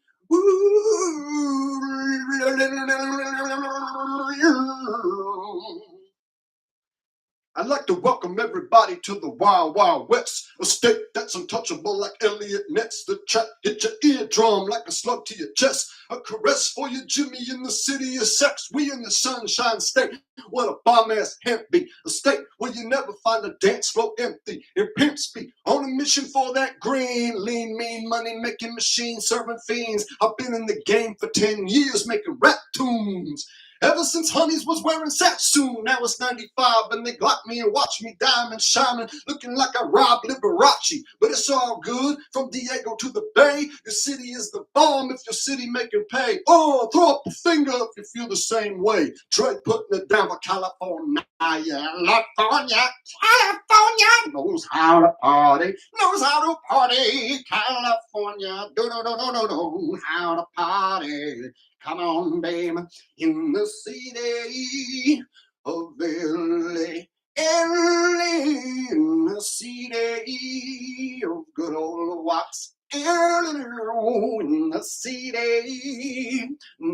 of Compton. Gotta keep it rocking, gotta keep it rocking. Whew. Whew. Starting to run out of breath. All right. And I started to forget the opening line of Tupac's riff. God, what's the opening line of on that song for Tupac? Oh yeah, out on bail, fresh out of jail, California dreaming. Soon as I step on the scene, I'm hearing Hoochie screaming for money and alcohol and life full of West Side player where cowards die in this long wall. Only in Cali where we riot, no rally, so live and die. In LA we wearing trunks, not valleys, yeah that's right. In the lokes and khaki suits and ride is what we do. Flossing with half course so we can lie with other crews. Famous because we program worldwide, let them recognize from Long Beach to Rosecrans, bumping and grinding like a slow jam. It's West Side, so you know the world will bow down to no man. Say what you say, but give me that bomb beat from Dre. Let me serenade the streets of LA, from Oakland to Sacktown, the Bay Area to back down. Cali is where they put their Mac down. Give me love, California knows how to party, California knows how to party. Come on, let me see you shake it, baby. Now shake it, mama, shake it.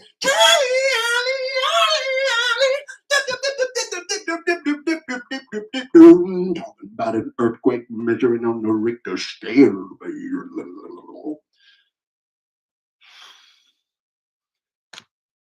Now let's see if those guys can live up to that standard.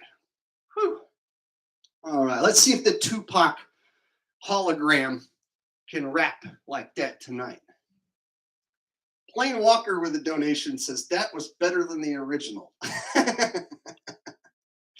Thank you. I almost blanked out on the Tupac part. I was like, how does the Tupac part start again? And then it just all of a sudden came back to me. Out on bail, fresh out of jail, California dreaming. See, Tupac was my favorite.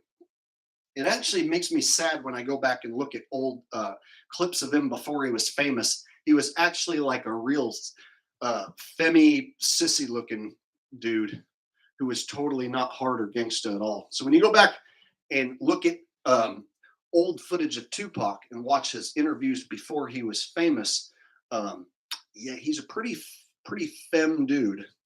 It appears he was a trained ballerina who played the part of gangsta thug.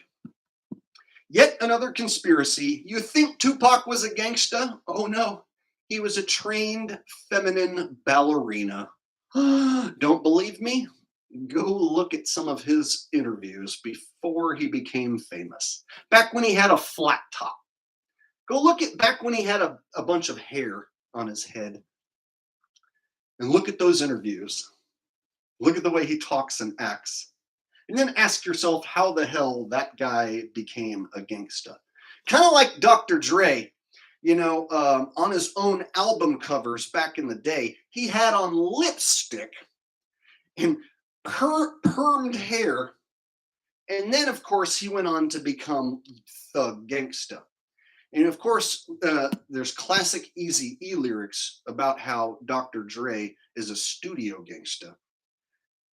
So if anyone remembers the classic Eazy-E tune, real motherfucking G's, he basically puts Dr. Dre and Snoop Dogg in their place, calls them studio gangsters.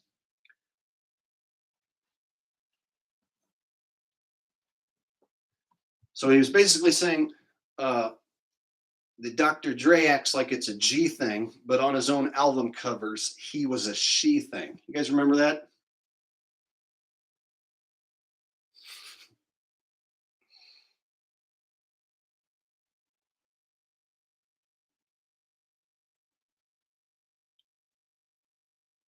Hey, yo, doctor, here's another proper trap in his fat. Watch the sniper, time to pay the piper.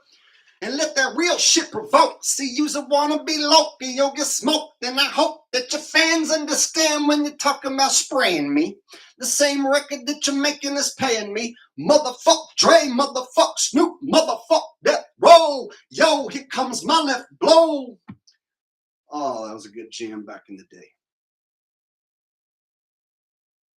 See, so I actually used to listen to that music and used to love that music. So I'm actually a bit hyped up for this halftime show to see if they're going to mix in any of the old gangsta stuff.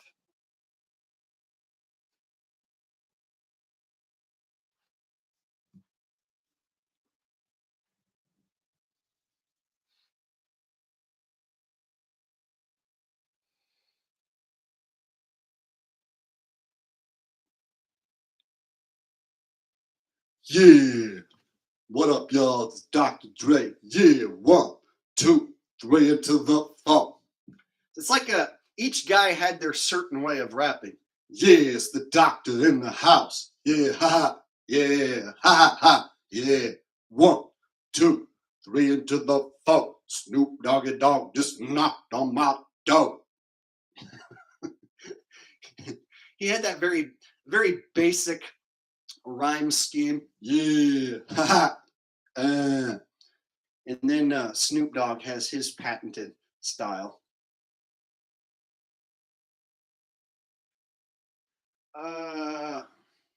You guys remember when Snoop went to Atlanta and then became part of the No Limit? That was weird. Remember when the West Coast rapping died out? So Tupac got killed, and then Biggie got killed, and then Snoop Dogg's like, I'm going to go to Atlanta and join the No Limit Soldiers. And then Snoop Dogg went to Atlanta to hang out with Master P, and they were all like, mana, mana, make him say, That's when I stopped liking rap. I was like, rap is retarded now. Literally, that's the day I stopped liking rap and stopped giving a fuck about those dudes as much, is when Snoop Dogg left the West Coast, went to Atlanta, and joined up with Master P, and they had a bunch of diamonds all over a tank. They were in a tank with a bunch of diamonds on it. And then it became all about your CD having a bunch of diamonds and jewels on it and shit. And it was all about money and Benzies and stuff. And then it was all like, mana, mana, make them say, And I was like, nope, I'm done. Not listening to that. God, that was a terrible phase in rap. When rap went over to Atlanta. Ugh. Carl D80 says, Jake, aren't you going to do more Tinder videos? No, I'm not. I know people like them, but basically it just it's a a negative thing where all I do is bash women, and then people get mad at me for bashing women, and then they talk shit in the comments. So there's a group of guys who really like when I make fun of women on Tinder, because there's a lot of ugly, nasty, fucking stupid bitches on Tinder. And so there's a part of me that's angry and doesn't like women, and I like to fucking make fun of them. But that all that does is just bring more hatred at me. And then people are like, "Why do you hate women? Ugh, why do you do this? I don't like you." Ugh. And it just pisses me off even more. So no more Tinder shit. There's a bunch of dudes out there making videos for Red Pill, and they get hundreds of thousands of views, and they're just like, "Look at this dumb bitch. See this dumb bitch? She's dumb." And guys are like, "Yeah, fucking millions of views for you." But when Jake does it, I get 1,000, 2,000 views, and a bunch of people fucking bitching at me. There's like half the dudes who are like, "Jake, this is the best content. I love it." And then the other half are like, "Why are you mean? Why are you angry? I don't like the hatred. I don't like the negativity. These women you're making fun of didn't do anything wrong." And it just becomes like, whatever then. Fine. I'm to the point where I don't even know what to talk about, because if I talk about anything that's trending, I get shadow banned. The channel's not allowed to grow. Anything out of the normal that I talk about, like, just gets the same amount of views, the same people commenting on it over and over again. So it gets frustrating. I don't know what to do with it, really. There's a part of me that throws my hands in the air at this content and was like, fuck it. But then there's this other part of me that wants to like stay motivated, figure it out. No, I'll figure it out. Maybe if I just figure out how to beat this algorithm, I can fix this problem. All right, Pat says he's got to go. All right, man, you have a good one. Enjoy the Rig Super Bowl, bro. I look forward to your breakdown.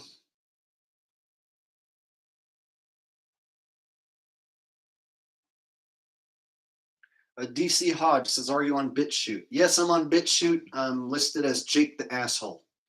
And see, here's the thing on BitChute, my channel slowly grows. So I don't get the same problems on BitChute.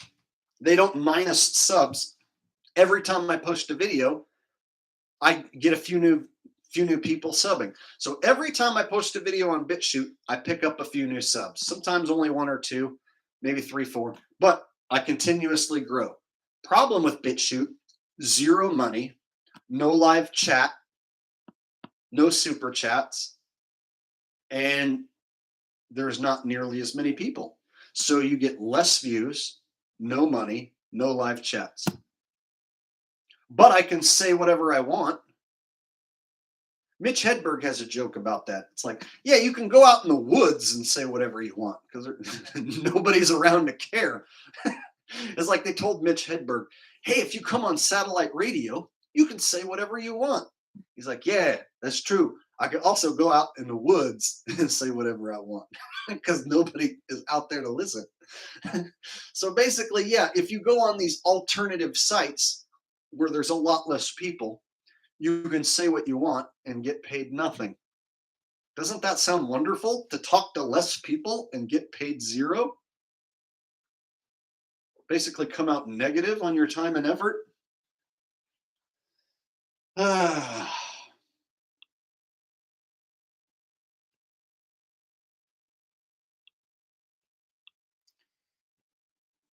Yes, indeed. R.I.P. Mitch. I miss Mitch.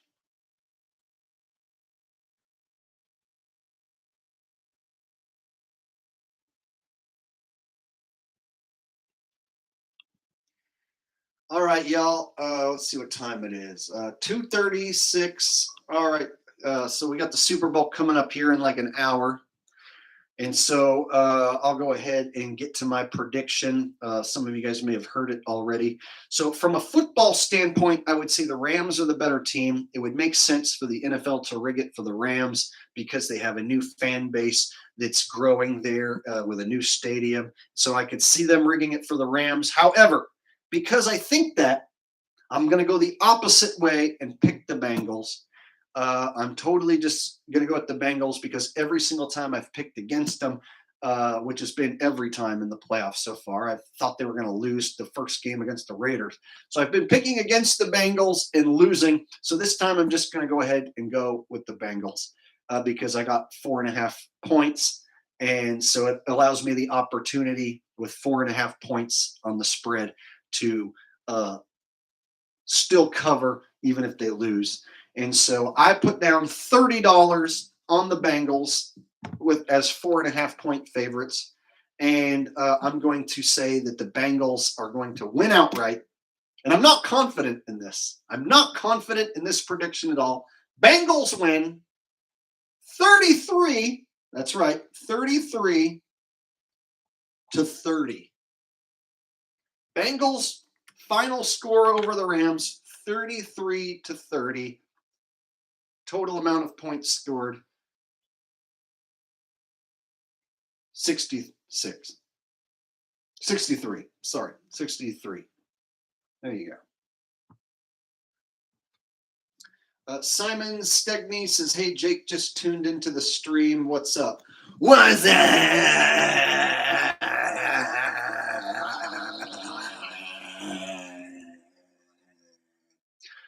So hopefully you just caught my prediction. Bengals win 33-30.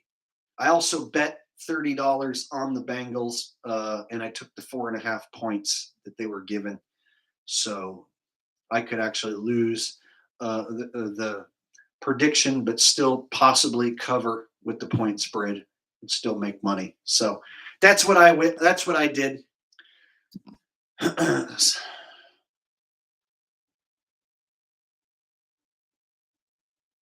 DC Hodge says, so should I bet anybody? I'm not going to tell you to bet on either team because I am not confident in the outcome of this game.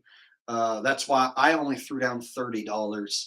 So I threw down just a very small amount just so that I have something on it.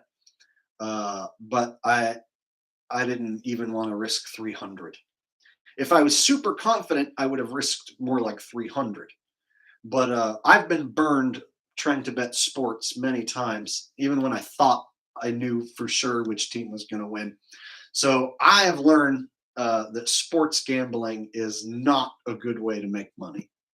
It is not a good way to make money at all. And I know friends that have gotten massively beat on big favorites. I had a friend that bet on a basketball game back when the Miami Heat had LeBron James and Dwayne Wade and Chris Bosh. So back when the Miami Heat were winning championships, my friend bet on a regular season game that they were going to beat the 76ers, and they were 6-1 favorites, and he threw down $6,000 to only win $1,000. So he bet on the money line, Heat to beat the 76ers in a regular season game, $6,000 to win $1,000. And the 76ers won that game against the Heat, and he flushed 6 G's down the toilet. And so to hear from one of my own friends who made that mistake and how bad it made him feel, and he said that he literally was standing and collapsed to his knees, like his body weight just gave out. He collapsed to his knees when he lost that game because he just thought for sure, because he thought it was real back then, because this was years ago, and he thought it was real, and he thought, no way, it's not possible for LeBron James and Dwayne Wade and Chris Bosh to lose a basketball game against some no-name 76er guys. And so they lost that game, and he basically flushed 6 G's down the toilet. And so I do know it's possible to absolutely go into a game thinking that that a certain team's favored, no way they're going to lose, and you can get your ass handed to you real fast in sports gambling. And so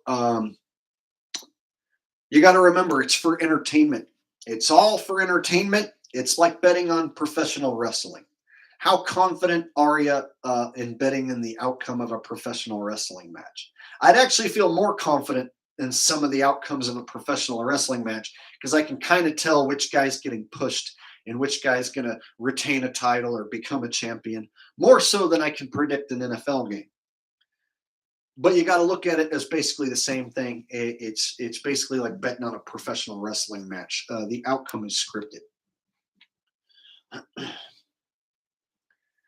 Oh, look, somebody says, behold, Pale Horse says, Gematria says the Ram or Bengals will win. Oh, it's either or. Well, thanks for that.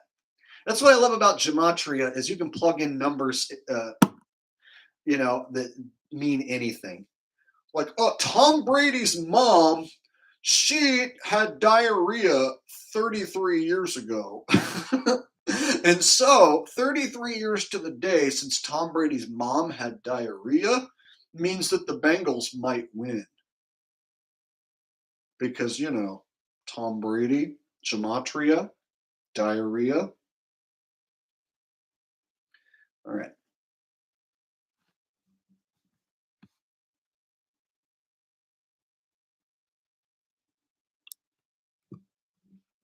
And then there's all these different things you can bet on. You don't have to just bet on the outcome. You can bet on the total amount of points scored, whether it's going to be over or under. You can also bet on player props.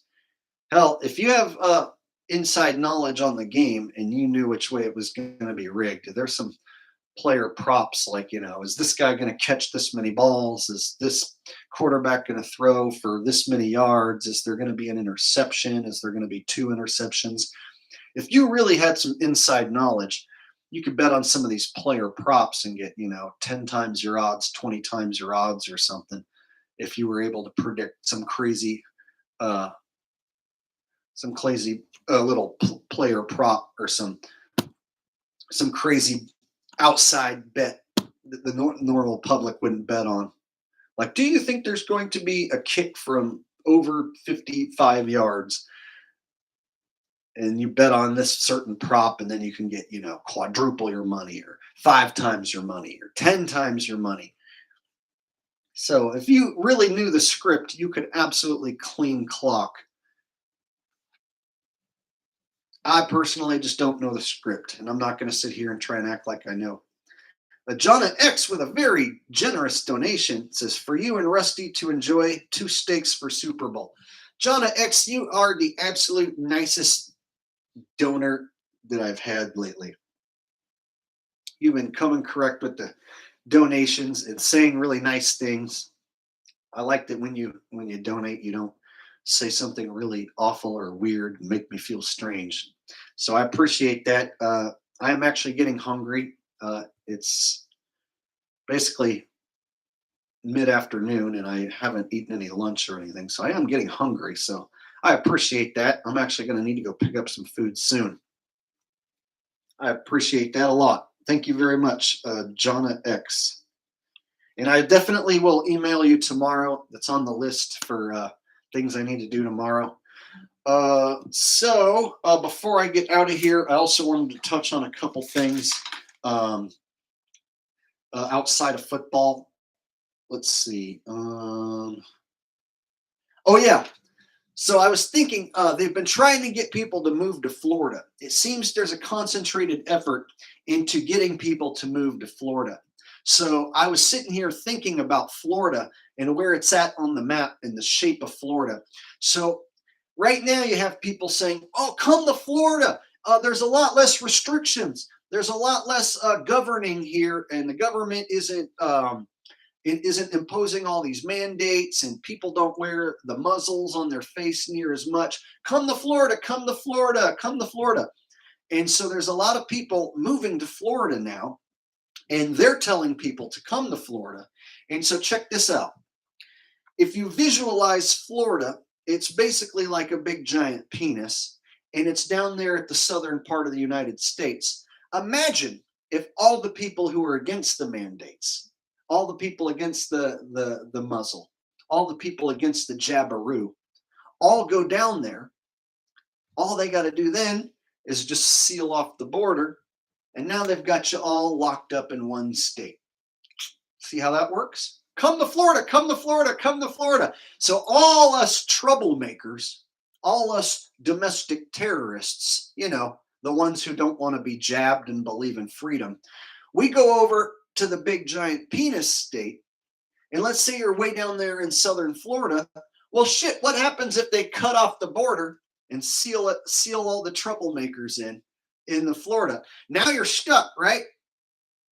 They could basically seal off the border, and then we'd just be stuck on that big piece of penis land, right? And so I was thinking about that the other day.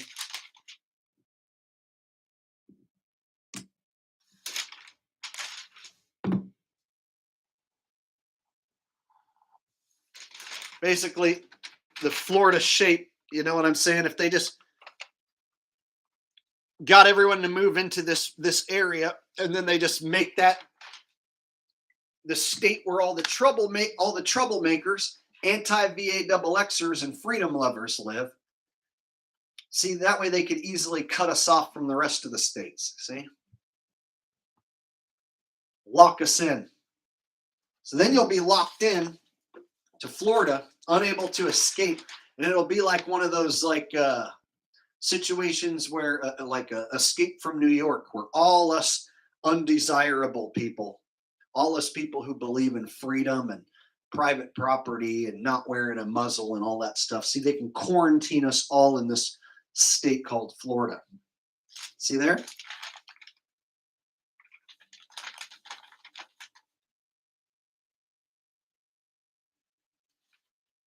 Anyone ever think about that?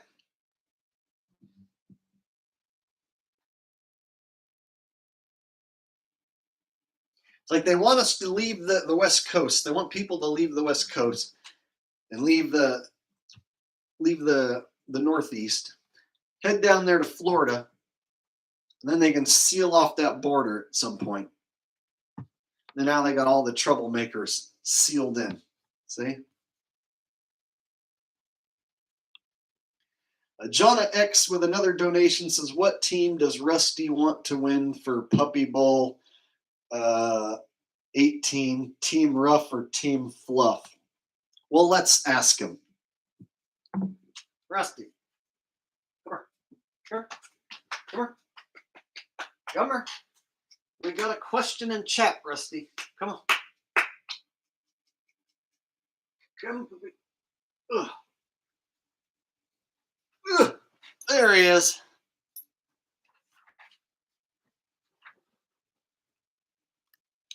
All right, Rusty, who's going to win the Puppy Bowl? Team Rough or Team Fluff?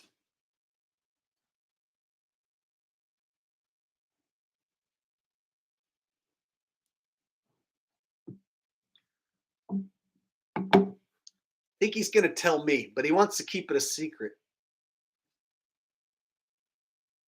Uh-huh. Oh. Uh-huh.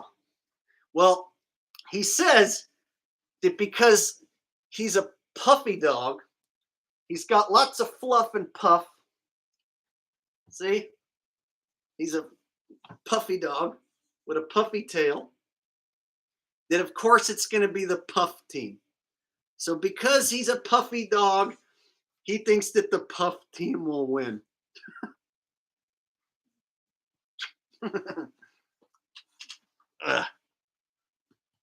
There you go. So that's Rusty's prediction for the Puppy Bowl. The Team Fluff. The fluffy, puffy team. And he also likes the Bengals because he's an orange dog. So because he's orange, he's rooting for the Bengals.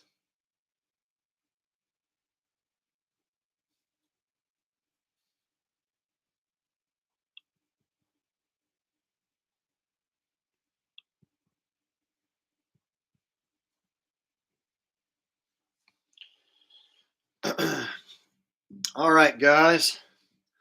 So the Super Bowl, of course, getting ready to start soon.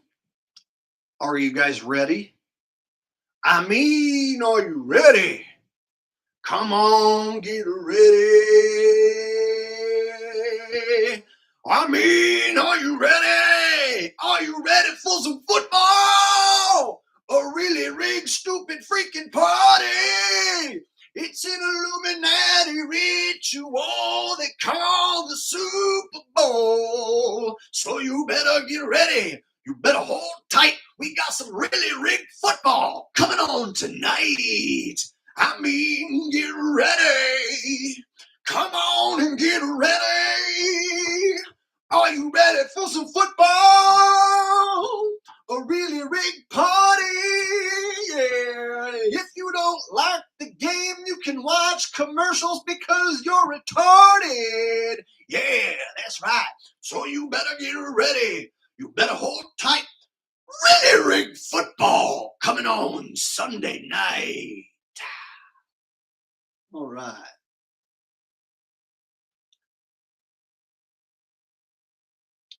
All right, guys. So I'm going to go ahead and shut down shop. I've been on here for 2 hours and had a fun stream. Thank you guys for joining me. I want to thank Jonna X from the bottom of my heart for all your awesome donations today. And anyone else who donated and contributed their commentary here today. I want to thank everyone who joined me today, and hopefully your team wins, and hopefully you're rooting for the same team as me, the Bengals, and hopefully they're not my team, but hopefully the Bengals win because I bet money on them. And if you bet money on the Rams, well, sorry. All right, guys. So I'm thinking either I might do a stream tonight over on the Asshole channel after the game. So I may do another live stream tonight. If something really crazy out of the ordinary goes down, something worth talking about goes down, I might do another live stream tonight on the Asshole channel. But if it's just a regular shitty game and nothing too crazy out of the ordinary goes down, then maybe I'll just do a breakdown and a stream tomorrow. But make sure to check out the Asshole channel. I posted a video of my vacation over at the beach, and I'll be doing my next Super Bowl stream. Once the Super Bowl ends, I'll be doing a stream over there on the Asshole channel. So either tonight or tomorrow, I'll be running my Super Bowl stream. And then I'll probably even make a breakdown video, an NFL rigged breakdown video, kind of like Patriot does, but do my own version. And so you have that to look forward to. And all right, guys. So get your popcorn ready and keep your eyes peeled for any sort of ritual that goes on, any sort of symbolism. You know how the Illuminati likes to throw the symbolism into their rituals. And so pay close attention to what's going on, and we can discuss all the fun and shenanigans either tonight or tomorrow. And I will catch you guys later. Enjoy the rigged game. Until next time, peace.